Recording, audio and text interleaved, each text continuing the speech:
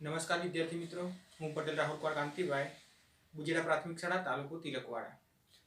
આજે આપણે ધોરણ 6 ની અંદર પાઠ 3 પ્રાચીન નગરો અને ગ્રંથો એના વિશે આજે અભ્યાસ કરવાનો છે. મિત્રો, આગળના વિડીયોમાં આ પાઠનો ભાગ 1 ની અંદર આપણે સિંધુ ખીણની સભ્યતા નામ કેવી રીતે પડ્યું, એના નગર આયોજન કેવું હતું, મકાનો કેવા હતા, સ્નાનગૃહ કેવા હતા, ગટર વ્યવસ્થા કેવી હતી, રસ્તાઓ કેવા હતા, બરાબર છે, એના વિશેની વિગતે આપણે માહિતી મેળવી. હવે આ પ્રકરણમાં આજે આ ભાગ 2 ની અંદર આગળ આપણે એ પાઠનો અભ્યાસ કરીશું. તો મિત્રો જોઈએ તો આજે આપણે આ પાઠની અંદર એક પ્રાચીન સ્થળ જોવાનું છે, લોથલ. એટલે સિંધુ ખીણની સભ્યતાનું એક સ્થળ છે લોથલ, એના વિશે આપણે અભ્યાસ કરીશું. તો મિત્રો, લોથલ જે છે એ આપણું અમદાવાદ છે. અમદાવાદની અંદર ધોળકા તાલુકો, અમદાવાદનો કયો તાલુકો છે? ધોળકા તાલુકાની અંદર ભોગવો નદી, કઈ નદી? ભોગવો નદીના કિનારે આ લોથલ નામનું આપણને ત્યાં ખોદકામ કરતા આપણને પ્રાચીન સ્થળ આ સિંધુ ખીણની સભ્યતાનું મળી આવ્યું છે. તમે ચિત્રમાં પણ જોઈ શકો છો. તો આ લોથલ એ આપણને ધોળકાની અંદરથી ભોગવો નદીના કિનારે ત્યાં ખોદકામ કરતા પુરાતત્વવિદોને આ એક પ્રાચીન નગરના અવશેષો મળ્યા છે. મિત્રો, એવું કહેવાય છે કે જે લોથલ છે, લોથલ એ વ્યાપારી બંદર હતું. બરાબર છે? વ્યાપારી બંદર એટલે એ વખતે સિંધુ ખીણની સભ્યતાનો મોટા ભાગનો વેપાર વિદેશ સાથે હોય, પછી પોતાના રાજ્યો સાથેનો વેપાર હોય, એ આ લોથલ બંદરેથી થતો. લોથલ એક બંદર તરીકે ઓળખાતું હતું અને એક ઔદ્યોગિક નગર પણ હતું. ઔદ્યોગિક નગર કોણ કહેવાય? ઔદ્યોગિક એટલે જ્યાં ઉદ્યોગોનો વિકાસ થયો હોય, જ્યાં ગાડી ઉદ્યોગો માલસામાન બનતો હોય, એવું ઔદ્યોગિક નગર પણ આ લોથલ હતું. એટલે લોથલ એક બંદર તરીકે પણ વિકાસ પામ્યું હતું અને એક ઉદ્યોગોનું એટલે ઔદ્યોગિક નગર તરીકે પણ એનો વિકાસ થયો હતો. બીજું મિત્રો, આપણે એવું શાના પરથી કહી શકીએ કે લોથલ બંદર હશે? તો ત્યાં આગળથી એક ઈંટોનું બનેલું માળખું છે. ઈંટોનું બનેલું માળખું એટલે એને ધક્કો કહેવાય. શું કહેવાય છે? ધક્કો. આપણને ખબર છે કે જે વખતે માલ સામાન ઉતારવા માટે, હોડીઓને લંઘારવા માટે, બરાબર છે, એ ધક્કો બનાવવામાં આવતો. બરાબર છે? એટલે બંને બાજુ આ ટાઈપ ઈંટોનો, બરાબર છે, ઈંટોથી ચનેલો આ ટાઈપનો ધક્કો મળી આવે છે. બરાબર છે? એટલે ઈંટોથી ચનેલો આવો બંને બાજુ ધક્કો મળી આવે છે.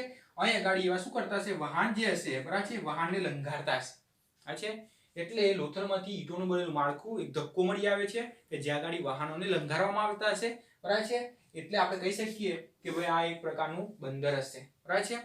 એ સિવાય આપણને એટલે વાહનો લંઘારી, બરાબર છે, ત્યાં ધક્કાની અંદર, અને જે માલ સામાન હતો એ માલ સામાનો એમાંથી ચડાવવામાં પણ આવતા હશે અને ઉતારવામાં પણ આવતા હશે. બરાબર છે? એટલે આપણે લોથલ એક પ્રકારનું બંદર હતું.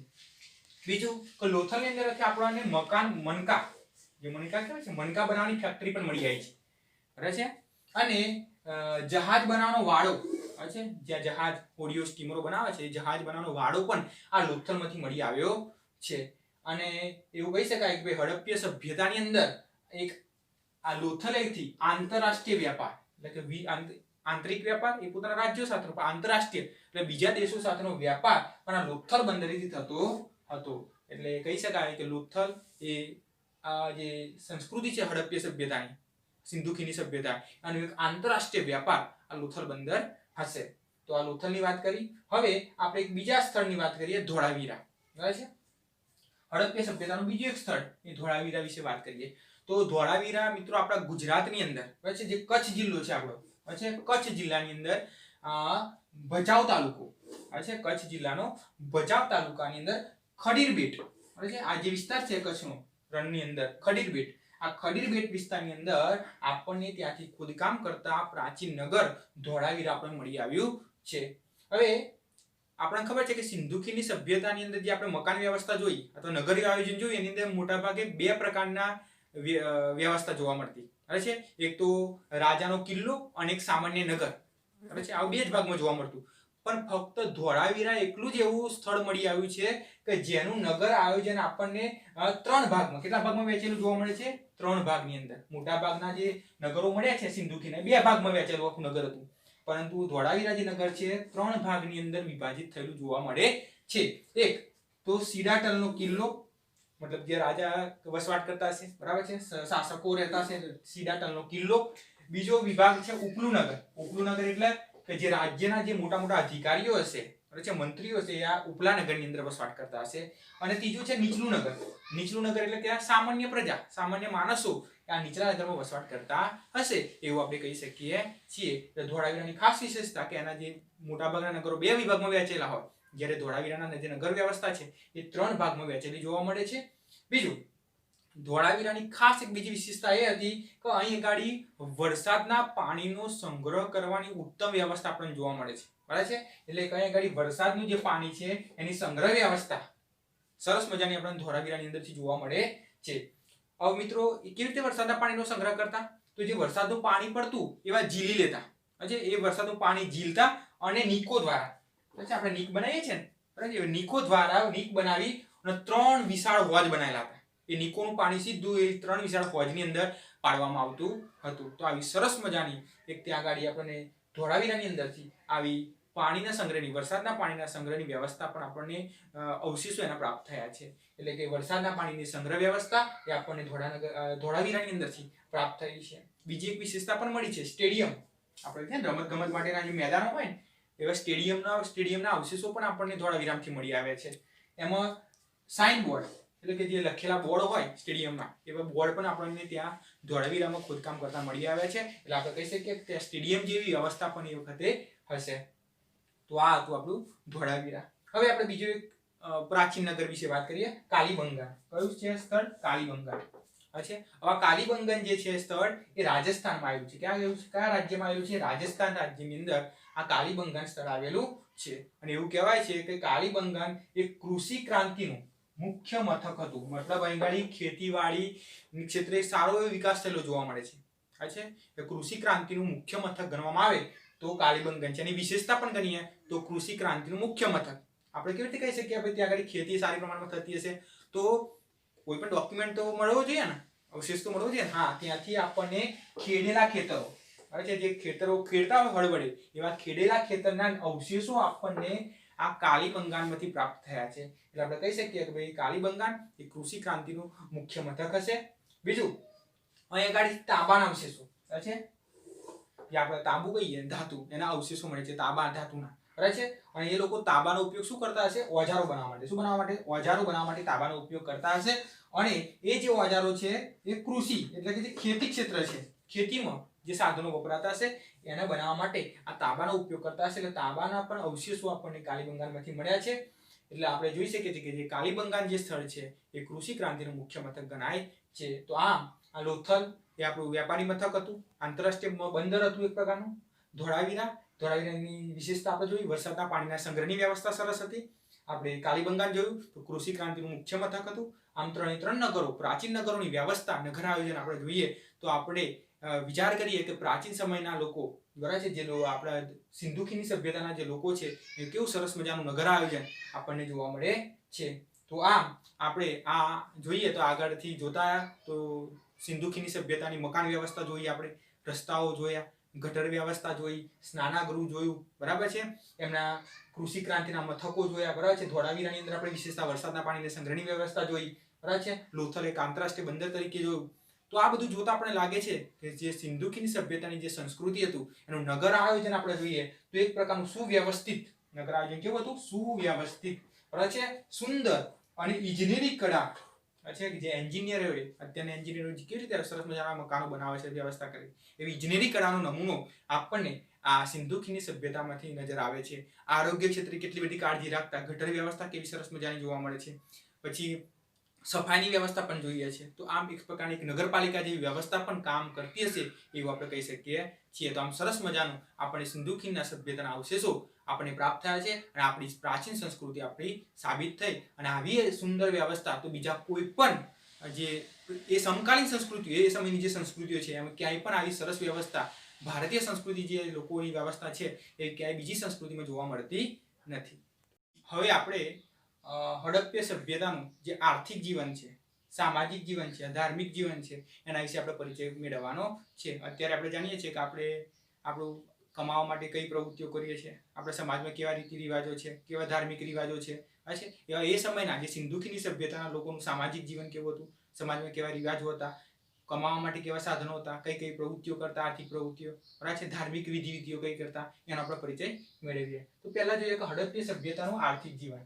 આર્થિક જીવનમાં જોઈશું તો કમાવા માટે એ લોકો કઈ પ્રવૃત્તિ કરતા? તો ખેતી, એ સિવાય પશુપાલન, પછી વેપાર અને હુન્નર ઉદ્યોગો, વસ્તુ બનાવવાના ઉદ્યોગો, બરાબર છે, એ એમના મુખ્ય વ્યવસાયો હતા. આ છે ખેતીની અંદર આપણે જોઈશું તો ખેતીમાં એ લોકો જવ, ઘઉં, વટાણા, તલ, સરસવ બરાબર છે વગેરે જેવા પાકો પકવતા હતા. અને જે જમીન છે જમીનને ખેડવા માટે એવા હળનો ઉપયોગ કરતા. અત્યારે આધુનિક સાધનો આવી ગયા છે, આપણે ટ્રેક્ટરનો ઉપયોગ કરીએ છીએ, અને એ વખતના લોકો હળનો ઉપયોગ કરતા હતા, લાકડાના હળ વાપરતા હશે બરાબર છે.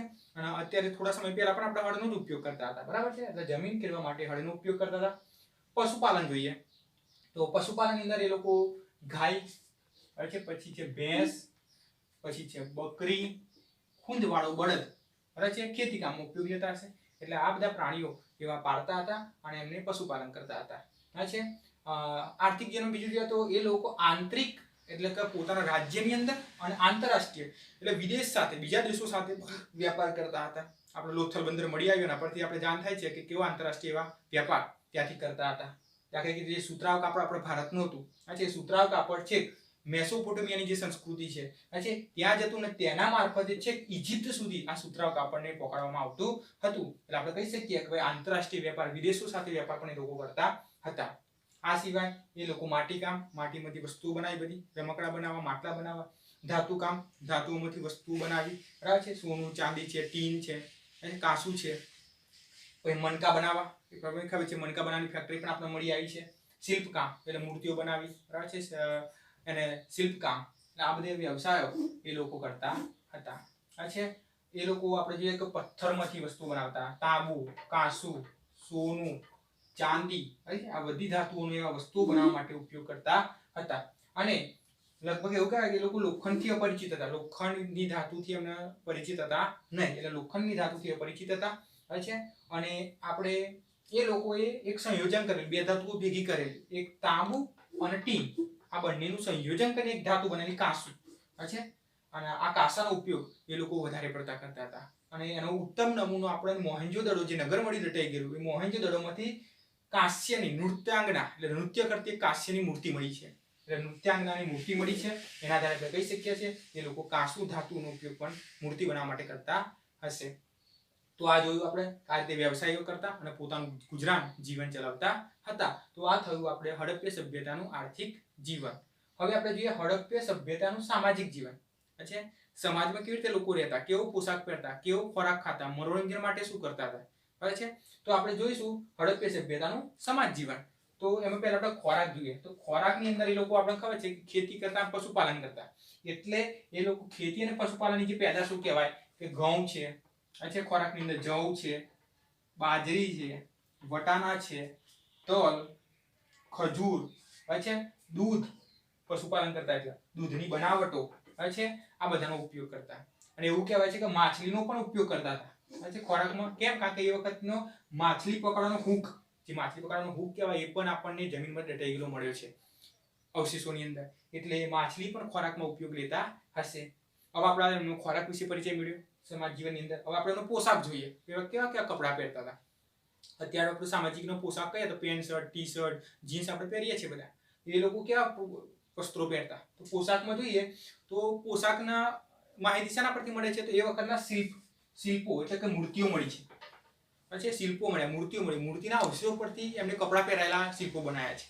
એના પરથી આપણે કહી શકીએ કે સ્ત્રી પુરુષ બે કપડાં પહેરતા. સ્ત્રી અને પુરુષ બંને કેવા કપડાં પહેરતા? બે કપડાં પહેરતા હતા. પછી એક ઉપર અને એક નીચે બે કપડાં પહેરતા હતા.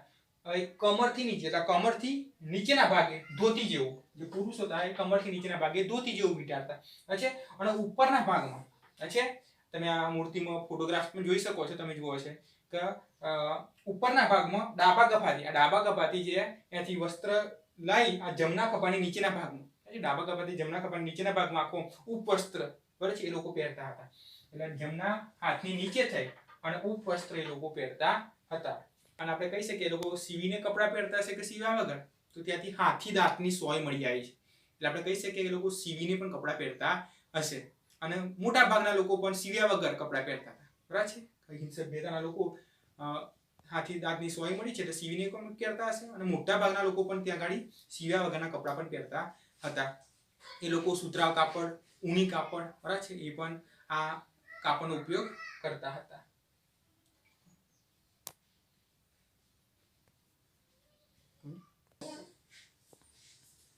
હવે આપણે હડપ્પા સભ્યતાના જે સ્ત્રી પુરુષો હતા એમના આભૂષણો વિશે જોઈએ સમાજ જીવનની અંદર. તો આભૂષણો કેવા કેવા પહેરતા? અત્યારે આપણે કેવા બધા સોના ચાંદીના આભૂષણો પહેરીએ છીએ, એમ હડપ્પીય સભ્યતાના લોકો કયા કયા આભૂષણો પહેરતા એ આપણે જોઈએ. તો એ લોકો કંઠહાર એટલે ગળાનો હાર, બરાબર છે, પછી વીંટી, પછી આપણે આંગળી પહેરીએ છીએ વીંટી, પછી કડા, હાથે પહેરવાના કડા. પછી એ સ્ત્રી અને પુરુષ બંને પહેરતા, એટલે કંઠહાર હોય, વીંટી હોય, કડા હોય, એ સ્ત્રી અને પુરુષ બંને લોકો પહેરતા હતા હડપ્પીય સભ્યતાના લોકો. પછી અને એ સિવાય જે સ્ત્રીઓ હતી, સ્ત્રીઓ છે બંગડી હાથે, બરાબર છે. એ સિવાય કાનમાં કુંડળ, કાનની અંદર એવા કુંડળ પણ પહેરતા. પછી કંદોરો, બરાબર છે, કેડે લગાનો કંદોરો સ્ત્રીઓ પહેરતી. ઝાંઝર, અને પગની અંદર એ ઝાંઝર પહેરતી, બરાબર છે, આપણે છડા કહીએ છીએ, ઝાંઝર એ સ્ત્રીઓ પહેરતી હતી. આ લોકો સોના, ચાંદી અને કિંમતી પથ્થરો, જે આભૂષણો બનાવતા એ સોનામાંથી, ચાંદીમાંથી કિંમતી પથ્થરો, બરાબર છે, એનો ઉપયોગથી એવા આભૂષણો બનાવી અને એનો પહેરતા હતા. તો આ છે એમના આભૂષણો. હવે આપણે જોઈએ એમના વાસણો. એ લોકો કયા કયા વાસણો ઉપયોગ કરતા હતા, બરાબર છે. તો એ લોકો મોટા ભાગે માટી, તાંબા અને કાંસાના, છે, એટલે માટીના, તાંબા અને કાંસાના વાસણનો ઉપયોગ કરતા હતા. આ છે માટીના વાસણોમાં આપણે જોઈએ તો એ લોકો માટીના વાસણોમાં પ્યાલા, બરાબર છે, પીવા પાણી માટે. પછી કુલડી, અત્યારે પણ આપણે કુલડી બનાવીએ છીએ. ઘાઘર એટલે કે નાની માટલી, બરાબર છે. પછી રકાબી, અત્યારે આપણે જે રકાબી ચા પીવી એવી રકાબી, બરાબર છે. પછી કથરોટ, એટલે મોટું થોડું તાસક જેવું બનાવતા એની કથરોટ, બરાબર છે. તો આ બધા વાસણો એવા ઉપયોગ કરતા હતા. એના અવશેષો પણ આ જમીનમાંથી, હડપ્પા હોય, લોથલ હોય, મોહેંજો-દડોમાંથી આપણને પ્રાપ્ત થયા છે. એટલે આ વાસણોનો ઉપયોગ કરતા હતા, બરાબર છે. હવે એવા રમકડા, બરાબર છે, અત્યારે પણ આપણે ઘણા બધા રમકડા આપણે ઉપયોગ કરીએ છીએ બાળકો માટે. તો એ વખતના લોકો પોતાના બાળકો માટે રમકડા પણ બનાવતા હતા, બરાબર છે. તે બાળકો માટે એમને રમકડા બનાવ્યા હોય એવા આપણે નમૂનાઓ પણ જમીનમાંથી પ્રાપ્ત થયા છે. એવા આપણે જોઈએ તો કેવા કેવા રમકડા બનાવતા? તો પંખી આકારની સિસોટી બનાવતા, પણ પંખીના આકાર, પંખી આકારની સિસોટીઓ બનાવતા. પછી ઘૂઘરા પણ મળી આવ્યા છે. પછી ગાડા, બળદગાડા પણ મળી આવ્યા છે રમકડાના. લખોટી પણ મળી આવી છે. પશુ પંખી અને સ્ત્રી પુરુષ આકારના, પછી કેવા કેવા રમકડા મળી આવ્યા છે? પશુ પંખી આકારના પણ રમકડા મળી આવ્યા છે. સ્ત્રી પુરુષ આકારના પણ ઢીંગલા ઢીંગલીઓ જેવા રમકડા મળી આવ્યા છે. અને એક તો એવું સરસ રમકડું મળ્યું છે, માથું હલાવતું પ્રાણી, છે, માથું હલાવતું હોય પ્રાણી, એવા પણ અવશેષો મળી આવ્યા છે. એટલે એમની કલા કૌશલ્ય આપણને ખબર પડે કે કેવા કેવા રમકડા અલગ અલગ બનાવતા હતા, છે. અને એક તો ઝાડ પર ચડતો વાનર, ઝાડ પર ચડતો વાનર હોય, બરાબર છે, એવું પણ રમકડું આપણને ત્યાં અવશેષોમાંથી, આ મોહેંજો-દડો, લોથલ, બરાબર છે, એમાંથી મળી આવે છે. એટલે એવા પોતાના બાળકને માટે રમકડાઓ પણ બનાવતા હતા. તો આ થયું આપણે એમનું સામાજિક જીવન, કે એમનો ખોરાક જોયો, એમનો પોશાક જોયા, બરાબર છે, એમનું આભૂષણ જોયા, એમના વાસણો જોયા, એમના રમકડા. પછી પરીક્ષામાં ટૂંકમાં પૂછાય કે ભાઈ હડપ્પીય સભ્યતાના લોકોનું સામાજિક જીવન વિશે લખો, તો આપણે એમના ખોરાક વિશે લખવાનું, બરાબર છે, એમના પોશાક વિશે લખવાનું, એમના આભૂષણો વિશે લખવાનું, એમના વાસણો વિશે લખવાનું, એમના રમકડા વિશે લખવાનું. આપણી ટૂંકમાં પૂરી થઈ જાય. હવે આપણે હડપ્પીય સભ્યતાનું ધાર્મિક જીવન અને અંતિમ જીવન, ધાર્મિક જીવન અને અંતિમ જીવન વિશે પરિચય મેળવીએ.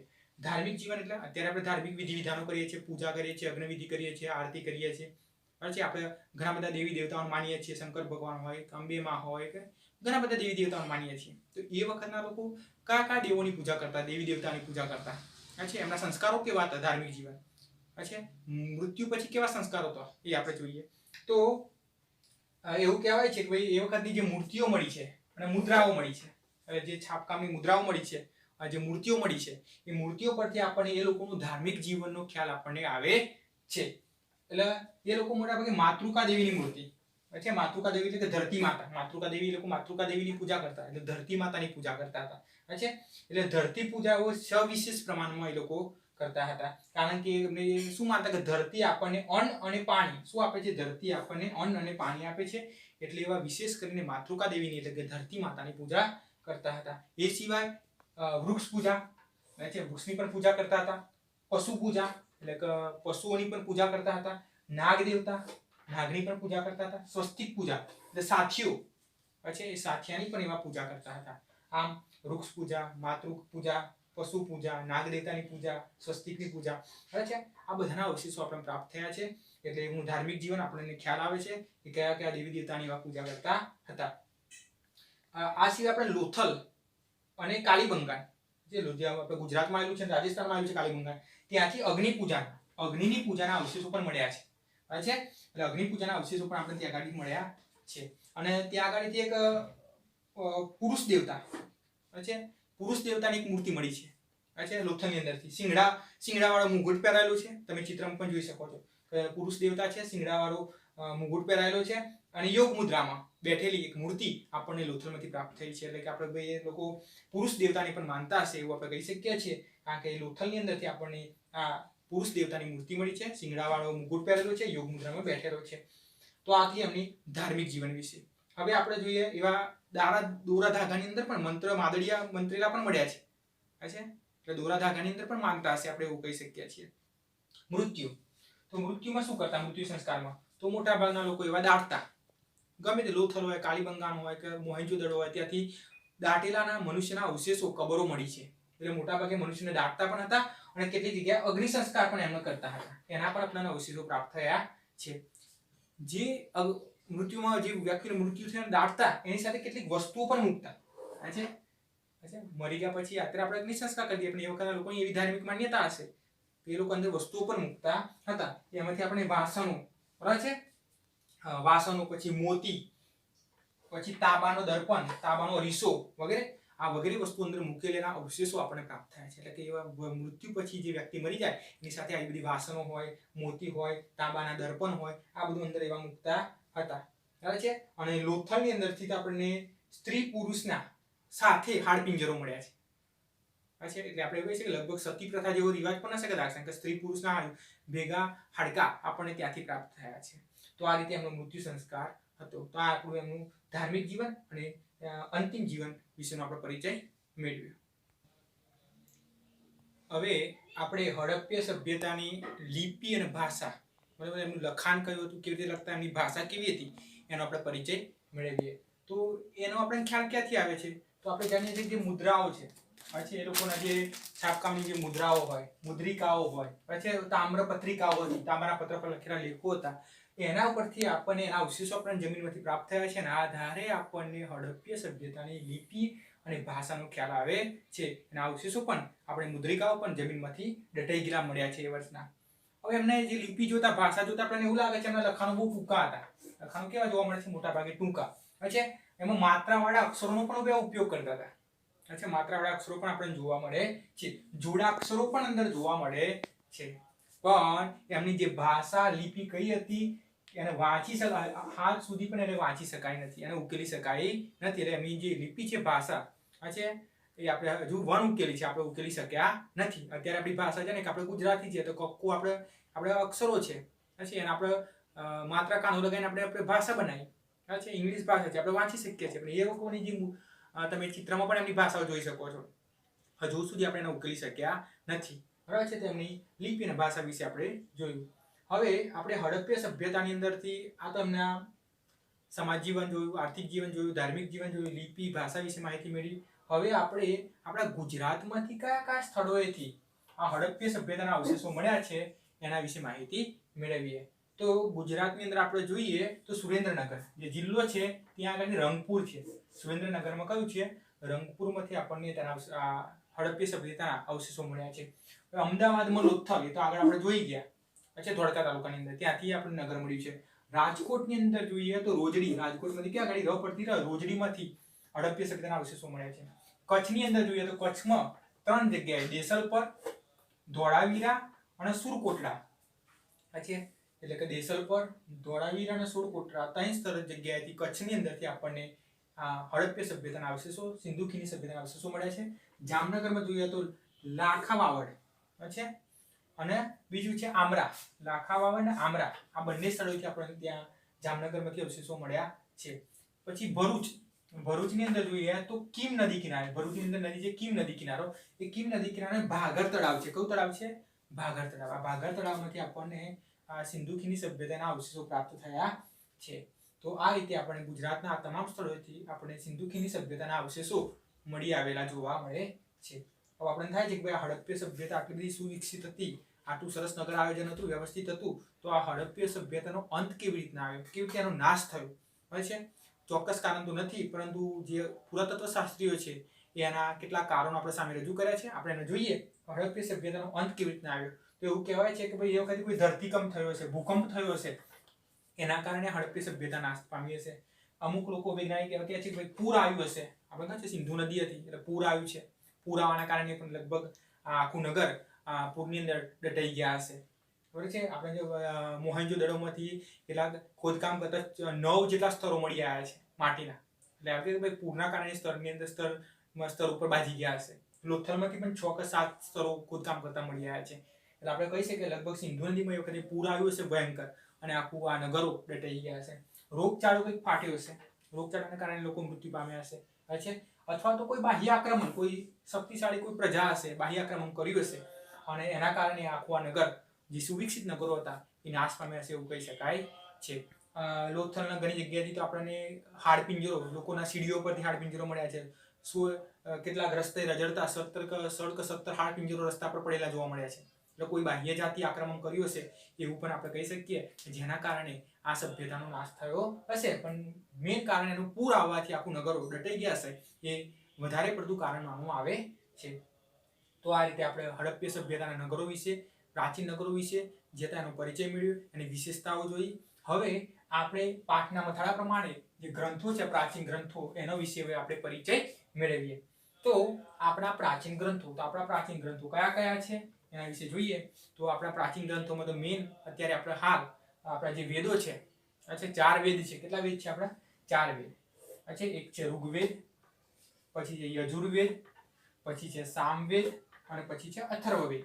અચ્છા, આ મેઇન આપણા મુખ્ય 4 પ્રાચીન ગ્રંથો ગણવામાં આવે છે. ઋગ્વેદ છે, એની અંદર બધી પ્રાર્થનાઓ અને મંત્રો આપેલા છે. અચ્છા, યજુર્વેદ છે, યજુર્વેદની અંદર લગભગ શું તો યજુર્વેદની અંદર યજ્ઞ અને પૂજા, આપણે જે યજ્ઞ વિધિ કરીએ છીએ, પૂજાઓ કરીએ છીએ, એના બધી વિધિઓ આ યજુર્વેદમાં આપેલી છે. સામવેદ એ ગીત સંગીતનો વેદ છે. ગીત સંગીતનું વિશેનું જે અંદર જ્ઞાન આપણને આ સામવેદમાંથી મળે છે. અને અથર્વવેદ છે એ મોટા ભાગે મંત્ર તંત્ર, આપણે વખતે મંત્ર કરતા, તંત્ર કરતા, ધાગા બધું કરતા, એની વિધિઓ બધી એ આપણને અથર્વવેદમાંથી મળે છે. તો આપણા 4 પ્રાચીન ગ્રંથો છે. આપણે ફક્ત આપણે ઋગ્વેદ વિશે, જે આપણો પ્રાચીનમાં પ્રાચીન ગ્રંથ ગણાય, ઋગ્વેદ વિશે માહિતી મેળવીએ. તો ઋગ્વેદ એ આપણો પ્રાચીન ગ્રંથ છે. કેવો ગ્રંથ છે? પ્રાચીનમાં સૌથી જૂનો ગ્રંથ કહેવાય. એની અંદર 10 મંડળો. આ મંડળો એટલે પ્રકરણો. એ વેદની અંદર કેટલા મંડળો છે? 10 મંડળો, એટલે 10 પ્રકરણો છે.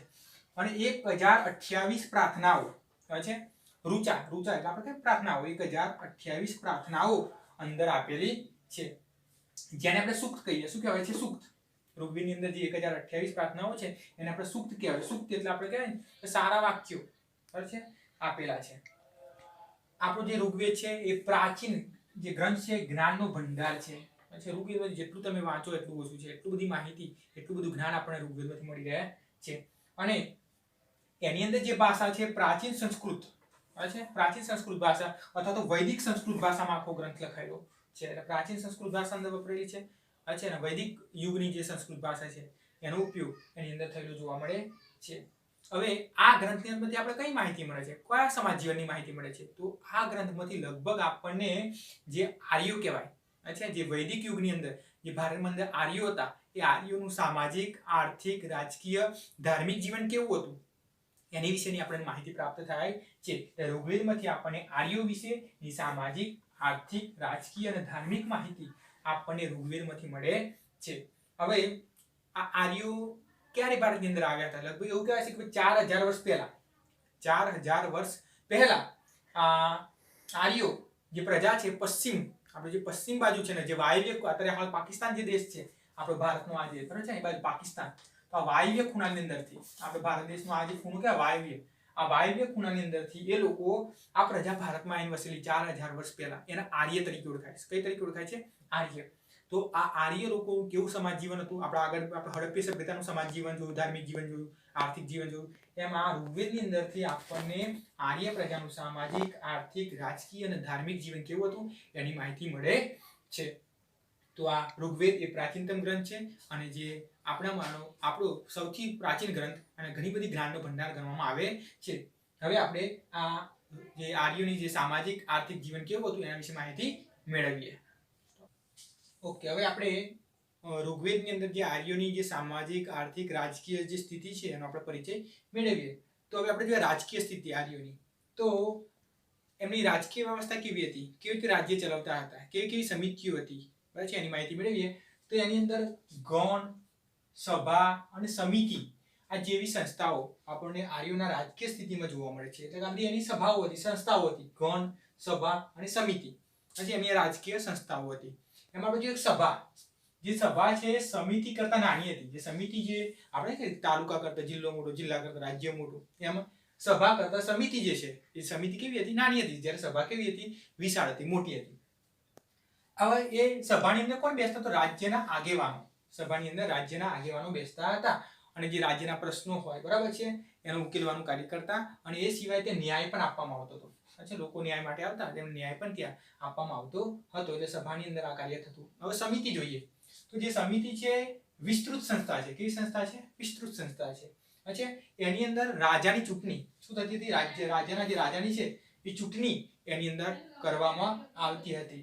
અને રાજાને મદદ કરવા માટે, બરાબર છે, ત્યાં આગળ રાજાને જે મદદ કરવા માટે સેનાધ્યક્ષ, એટલે સેનાના અધ્યક્ષ અને પુરોહિત, જે બ્રાહ્મણો કહેવાય, એમની નિમણૂક પણ કરવામાં આવતી હતી. અચ્છા, એટલે કે આ સમિતિ કયું કાર્ય કરતી? તો રાજાની ચૂંટણી કરવાનું કાર્ય કરતી. એ સિવાય રાજાને મદદ કરવા માટે સેનાધ્યક્ષ નિમવાનો હોય કે પુરોહિતની નિમણૂક કરવાની હોય, એ કાર્ય પણ સમિતિ કરતી હતી. અને જે રાજાનું બીજું એક કાર્ય ગણાતું, રાજાનું કાર્ય ગવેષણા. રાજાનું કાર્ય છે ગવેષણા. ગવેષણા એટલે શું? ગવેષણા એટલે યુદ્ધ. ગવેષણા એટલે યુદ્ધ. રાજાનું બીજું પણ કાર્ય કરવાનું હતું, યુદ્ધ કરવું, બરાબર છે, એને ગવેષણા કહેવામાં આવે છે. અને આપણને ખબર છે કે ઋગ્વેદ મંદિરથી રાવી નદીના કિનારે, ઋગ્વેદ મંદિર આ ઉલ્લેખ છે કે રાવી નદીના કિનારે 10 રાજાનું યુદ્ધ થયેલું, એનો ઉલ્લેખ કરેલો છે કે 10 રાજાઓ વચ્ચે યુદ્ધ થયેલું, એનો અંદર ઋગ્વેદની અંદર ઉલ્લેખ થયેલો જોવા મળે છે. તો આ હતી આર્યોની રાજકીય સ્થિતિ. હવે એમની આપણે સામાજિક સ્થિતિ વિશે માહિતી મેળવીએ કે આર્યોની સામાજિક સ્થિતિ કેવી હતી. તો અત્યારે આપણે સામાજિક સ્થિતિ કેવી છે કે વિભક્ત કુટુંબ જોવા મળે, સંયુક્ત કુટુંબ જોવા મળે, વર્ણ વ્યવસ્થા જોવા મળે છે. તો એ વખતે એમની સામાજિક જીવન કેવું હતું આર્યોનું? તો અહીંયા આગળ સમાજનું એકમ કુટુંબ ગણાતું. મુખ્ય વસ્તુ સમાજનું એકમ કયું ગણાતું? કુટુંબ. બરાબર છે. અને કુટુંબ કેવું હતું? પિતૃપ્રધાન. જે મોટા ભાગનો વહીવટ ઘરનો કરવાનો હતો એ પુરુષો કરતા, એટલે પિતૃપ્રધાન કુટુંબ વ્યવસ્થા જોવા મળતી.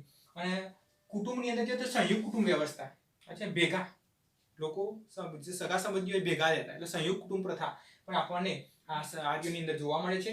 સમાજમાં વર્ણ અને જ્ઞાતિ વહેંચાયેલો ન હતો. જે સમાજ હતો કોઈ જ્ઞાતિ કે વર્ણમાં વહેંચાયેલો હતો નહીં, બરાબર છે. અને ઉચ્ચ નીચના ભેદભાવ પણ ન હતા. આ ઊંચો છે, આ જાતિનો છે, આ જ્ઞાતિનો છે, બરાબર છે. એ તો જ્ઞાતિ અને વર્ણ વ્યવસ્થા જ નથી. એટલે કે આ ઊંચ નીચના ભેદભાવ પણ આર્યોના સમાજમાં જોવા મળતા હતા નહીં. હવે એ વખતે સ્ત્રીઓનું સ્થાન, સમાજમાં સ્ત્રીઓનું સ્થાન જોઈએ તો સ્ત્રીઓનું સ્થાન કેવું ગણાતું? ઊંચું ગણાતું. અચ્છા, અને સ્ત્રીને સહધર્મચારીણી, બરાબર છે, એટલે પોતાની સાથે સહધર્મચારીણી ગણવામાં આવતી હતી. યજ્ઞમાં પણ પુરુષ સાથે સ્ત્રીની હાજરી અનિવાર્ય ગણાતી. જ્યારે પુરુષો યજ્ઞ કરતા સાથે સાથે સ્ત્રીને પણ સાથે બેસવું પડતું હતું, બરાબર છે. તેને સહધર્મચારીણી, સાથે કામ કરવા વાળી ગણવામાં આવતી હતી. યજ્ઞમાં પણ તેની હાજરી કેવી ગણાતી? અનિવાર્ય ગણાતી હતી. બરાબર. સ્ત્રીઓ અભ્યાસ પણ કરતી હતી. જોઈએ કે સમાજ જીવનમાં જોઈએ કે અમુક સમાજમાં સ્ત્રીઓ અભ્યાસ નથી પણ કરતી, પણ અહીં આર્ય સમાજમાં જોઈએ તો સ્ત્રીઓ અભ્યાસ પણ કરતી હતી. દાખલા કે કેટલીક સ્ત્રીઓના નામ છે અપાલા, પછી લોપા, પછી મુદ્રા, લોપામુદ્રા અને ગોસા. આ જે સ્ત્રીઓ છે એમને ઋગ્વેદની કેટલીક ઋચાઓ, બરાબર છે, ઋગ્વેદના ઋચાઓ એટલે મંત્રો, કેટલાક ઋગ્વેદની પ્રાર્થનાઓ પણ એ લોકોએ રચેલી છે. આ છે એટલે કે લોપામુદ્રા છે, અપાલા છે, એ લોકોએ આ ઋગ્વેદની કેટલીક ઋચાઓ, પ્રાર્થનાઓની પણ રચના કરેલી છે. અને સ્ત્રીઓની ઉંમર જ્યારે પુખ્ત વયની થાય ત્યારે જ એમના લગ્ન કરવામાં આવતા હતા. તો આ થયું આર્યોનું સામાજિક જીવન કે જેની માહિતી આપણે ઋગ્વેદ નામના ગ્રંથમાંથી મળે છે. બરાબર. પિતૃપ્રધાન હતા, સમાજમાં વર્ણ વ્યવસ્થા ન હતી, ઉચ્ચ નીચના ભેદભાવ ન હતા, સ્ત્રીઓનું સ્થાન ઊંચું ગણાતું હતું, યજ્ઞમાં તેની હાજરી અનિવાર્ય ગણાતી હતી. હવે આપણે જોઈએ એમનું ધાર્મિક જીવન. તો એ લોકો ધર્મમાં કયા માનતા હતા? કયા કયા દેવી દેવતાની પૂજા કરતા હતા? તો પ્રકૃતિ પૂજા, મોટાભાગે સૂર્ય, ચંદ્ર, પ્રકૃતિના જે તત્વોની પૂજા કરતા હતા.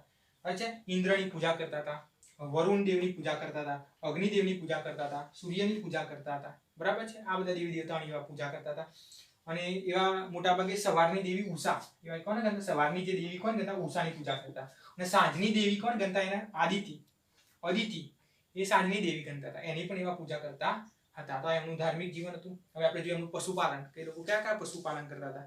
તો ઋગ્વેદની અંદરથી આપણને ગાય અને ઘોડા અને બળદ, ગાય, ઘોડા અને બળદની ચર્ચા સવિશેષ પ્રમાણમાં આપણને જોવા મળે છે. એટલે કહી શકાય કે આર્યો વખતે ગાય અને ઘોડા અને બળદની સવિશેષ પશુપાલન કરતા હશે. અને જે ઘોડા છે, સૌથી વધારે ઋગ્વેદમાં શબ્દ વપરાય તો ઘોડા શબ્દ વધારે વપરાય છે. તો ઘોડાનું મહત્વ કેવું ગણવામાં આવતું? વધારે ગણવામાં આવતું હતું. અને એ વખતે લગભગ એવું કહેવાય છે કે પશુઓ માટે યુદ્ધ થતું, પશુઓ મેળવવા માટે યુદ્ધ કરતા હતા. બરાબર છે કે પશુઓ માટે યુદ્ધ કરવું એ વખતની કબીલાઈ વ્યવસ્થા, કબીલા સ્વરૂપની વ્યવસ્થા હતી. તો કબીલાઈનું જીવન એક સામાન્ય કાર્ય ગણાતું કે પશુઓ માટે યુદ્ધ કરવું. બરાબર છે. અને જેની પાસે પશુઓની સંખ્યા વધારે એ સંપત્તિ એની વધારે ગણાતી. એટલે પશુ સંપત્તિ અને પશુપાલનની સંખ્યાના આધારે લોકોની સંપત્તિ ગણવામાં આવતી. તો વધારે પડતા ધનવાન ગણવામાં આવતા હતા. બરાબર છે. અને પશુપાલન પણ લોકો કેવી રીતે કરતા? સામૂહિક રીતે પશુપાલન કરતા હતા. તો આ રીતે એવા પશુપાલનની માહિતી પણ આપણે ઋગ્વેદમાંથી પ્રાપ્ત થાય છે. તો આ પ્રાચીન ગ્રંથ આપણો જે ઋગ્વેદ છે એની અંદરથી આપણને આર્યોની સામાજિક, આર્થિક, રાજકીય, ધાર્મિક સ્થિતિની પણ આપણને માહિતી પ્રાપ્ત થાય છે. અને સૌથી પ્રાચીનતમ ગ્રંથ ગણાય તો આપણો ઋગ્વેદ છે. બરાબર છે. અને એ વખતની આપણી રાજકીય સ્થિતિ પણ આપણે જોઈ, સામાજિક સ્થિતિ પણ જોઈ, આર્થિક સ્થિતિ પણ આપણે જોઈ. તો આ પાઠની અંદર આપણે જોયું કે આપણે પ્રાચીન નગરો, મોહેંજો-દડો, લોથલ, ધોળાવીરા અને નગર રચના, બરાબર છે, કેવી આયોજનબદ્ધ હતી, કેવી રીતે સરસ મજાની ગટર વ્યવસ્થા પણ હતી, કેવા ઇજનેરી કારણો નમૂનો પણ આપણને જોવા મળે છે. એનું શિલ્પ સ્થાપત્ય કલા પણ આપણે જોયું. બરાબર છે. એ સિવાય આપણે આપણા પ્રાચીન ગ્રંથ તરીકે ઋગ્વેદનો પણ આપણે અભ્યાસ કર્યો. તો આ રીતે આપણી જે 5000 વર્ષ જૂની સંસ્કૃતિ, આપણી સિંધુ ખીણની સંસ્કૃતિ સાબિત થઈ. અને દુનિયાની અંદર આપણે ગૌરવ લઈ શકીએ, દુનિયાની સમકાલીન સંસ્કૃતિમાં આવી વ્યવસ્થા બીજી કોઈ સંસ્કૃતિમાં જોવા મળતી નથી. એવી આપણી આ જે સંસ્કૃતિ છે સિંધુ ખીણની સંસ્કૃતિમાં જોવા મળે છે. અને આપણું સમાજ જીવન, આપણા પૂર્વજો કેવું વૈભવશાળી જીવન જીવતા, કેવું આયોજનબદ્ધ જીવન જીવતા, બરાબર છે, એની દુનિયાની અંદર એક છાપ ઊભી કરી છે. અને આપણી સંસ્કૃતિ સૌથી પ્રાચીનતમ સંસ્કૃતિ સાબિત થઈ. આભાર.